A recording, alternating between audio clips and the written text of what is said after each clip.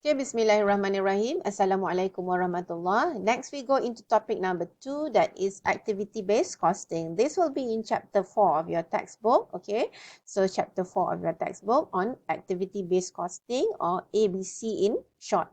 So at the end of the chapter, you should be able to discuss the difference between traditional costing and the activity-based costing. So the new method or the new approach is called the activity-based costing, and the old method is called the traditional costing method. And then secondly, you need to be able to apply the ABC to a manufacturer. Third one is you need to be able to explain the benefits and limitations of your activity-based costing. And next one is you need to be able to apply activity-based costing to service industries. Alright, so let's look at your first objective, that is to discuss the difference between traditional costing and the activity-based costing. So what is the traditional costing doing? The traditional costing system allocates overhead using a predetermined rate. So what about the overhead? So when we talk about the overhead, hopefully you still remember previously we have looked into in chapter 1, we have looked into the manufacturing cost. The manufacturing cost, we have the production, we have the direct material, we have the direct labor, we have the manufacturing overhead. So we are not looking at the direct material, we are not looking at the direct labor, but we are looking at the overhead here. So all the overhead, the activity-based costing is all about the overheads. Okay, why overhead is so important? Because it captures the greatest portion of your cost. So that's why overhead is a concern to your business. So what about the traditional method of costing for your overhead? So the traditional method allocates overhead using a predetermined rate. So you identify how much is the cost of overhead to your product. So you identify the overhead cost. You incur an overhead cost. This is your overhead cost, and then you have your product. You have your product, and then you need to identify how much is the cost of overhead for your particular product. For example, you have this bottle. How much you want to sell? In order for you to sell this product, first you need to know how much is your cost. To determine your cost, you need to know the elements of cost. So here, the greatest element, direct material, is very easy, very straight, not very easy, but it's very straightforward. You know how much is the cost of your material. Labor, you know exactly how much is the wages that you pay to your workers, but you have the overhead. All other things besides your direct material, besides your direct labor, that falls under the category of overhead. What about the electricity that you incur in the factory to produce? The electricity is being incurred throughout the factory, but how much are you going to charge for this particular water bottle? So you need to know, you need to determine how much is the cost of your product. Whenever you want to do a business, so of course the bottom line is you want to have a profit. So how do you determine how much is the profit that you have made for the period? So that will be the difference between your total revenue and how much is the cost. So a total revenue is basically how much you get when you sell the product. But if you want to, how are you going to determine how much is the selling price that you're going to set? So of course you need to determine how much is the cost first. You need to determine how much is the cost of your product. So for you to determine how much is the cost of your product, so that goes to the elements of cost. So your elements of cost previously we have looked into, you have the direct material, you have the direct labor, and you have the manufacturing overhead. But because your manufacturing overhead consumes a lot of the portion of your cost, so it is an issue. So that's why when you look into your overhead, so you need to make sure that you allocate it accurately, right? So if you look here, the traditional costing method is just a one-stage costing system whereby you have the overhead cost, then you assign based on a certain basis. That certain basis is called the predetermined rate, and then you identify how much is the overhead cost to the product. So job order costing, direct labor cost may be the relevant activity base. So what is the base? Maybe you can use the direct labor hour. And for process costing, maybe machine hour may be relevant, the relevant activity base. So this one, you need to find a base for you to allocate your overhead cost. So it can be your direct labor or the machine hours, right? The direct labor cost or the direct labor hours, or here will be the machine hours. So this one is called the traditional method of costing. Maybe as for now, it is very, you still cannot see, but if you do the calculation later on, you can understand this much better, right? And then just give you some illustration about the traditional method of costing. Okay, for example, you can also refer to your textbook. Okay, you can also refer to your textbook about the traditional versus the activity-based costing here. So the slide is based on a reflection of your things in the textbook. Okay, about the traditional costing system.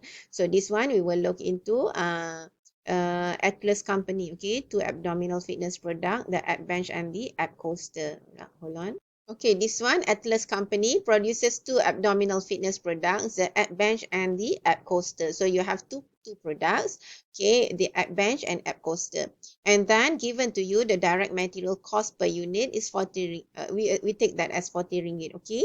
So you have the direct material cost per unit is 40 ringgit for app bench and 30 ringgit for the app coaster. So you have 30 and 40. And then the direct labor cost is 12 ringgit per unit for each product. Okay, so you have this one given in the question. You have the direct material cost. So you have two products. One is app bench and the other one is app coaster. And then you are being given the direct material cost is 40 ringgit for app bench and 30 ringgit for app coaster. And then for each, the direct labor cost is 12 ringgit per unit given here, the 12 ringgit per unit for each product. And then both products require one direct labor hour per unit. So to produce 1 unit of app bench, you require one direct labor hour. And also to produce one app coaster, you require one direct labor hour.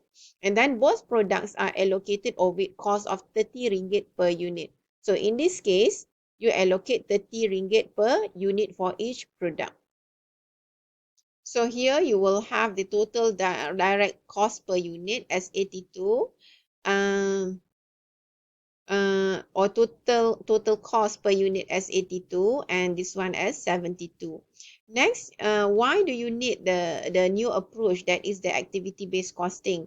Because there is a tremendous change in the manufacturing and service industries, and also because in most manufacturing industry, the labor usage has decreased and you rely highly on the machines or the heavily use of machines. And then significant increase in total overhead cost, because total overhead cost consume a huge amount of your portion of your cost. And then because of the inappropriate use of plant-wide predetermined overhead rates when a lack of correlation exists. What do we understand by this? Plant-wide means for the whole factory you just use one rate, so that is called the plant-wide. Or sometimes when you read different book, they will use the term blanket rate. Okay, that means you just use one rate for the whole factory.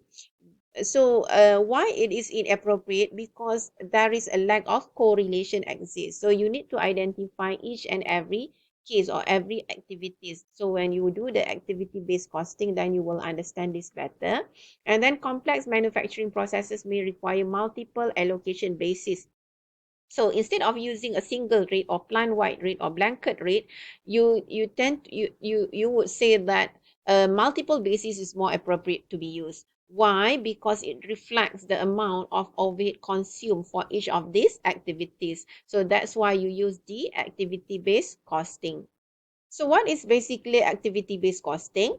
It is an approach for allocating overhead costs. So it allocates overhead to multiple activity cost pools and then assigns the activity cost pools to the product or services by means of cost drivers. So you will come across a lot of jargons or terms. Okay, you need to know what is activity. You will come across the word activity cost pool, and then you will come across the word cost drivers. This one, you assign the activity cost pools to products or services by means of cost drivers. So what is activity? So activity is basically any event, action, transaction, or work sequence that incurs cost when producing a product or performing a service. So that is basically an activity. It can be any event, any action, any transaction, or work sequence. If you have that and you incur cost, So that is called as the activity. If let's say one event is, let's say, purchasing. So, excuse me, sorry. If let's say the activity is purchasing and you incur cost, okay, that is an event or activity. That is the activity is purchasing. So when you involve in purchasing, you incur cost. So the purchasing is called an activity, right? So and then you have activity cost pool. So the overhead cost attributed to a distinct activity, example ordering materials or setting up machines. So that is the activity cost pool. You pool everything. So you pool all this activity when you gather them. So that is called the activity cost pool. And then the cost driver. The driver means what drives you to incur more or less of a certain cost. So what is cost driver? Any factor or activity that has a direct cause effect relationship.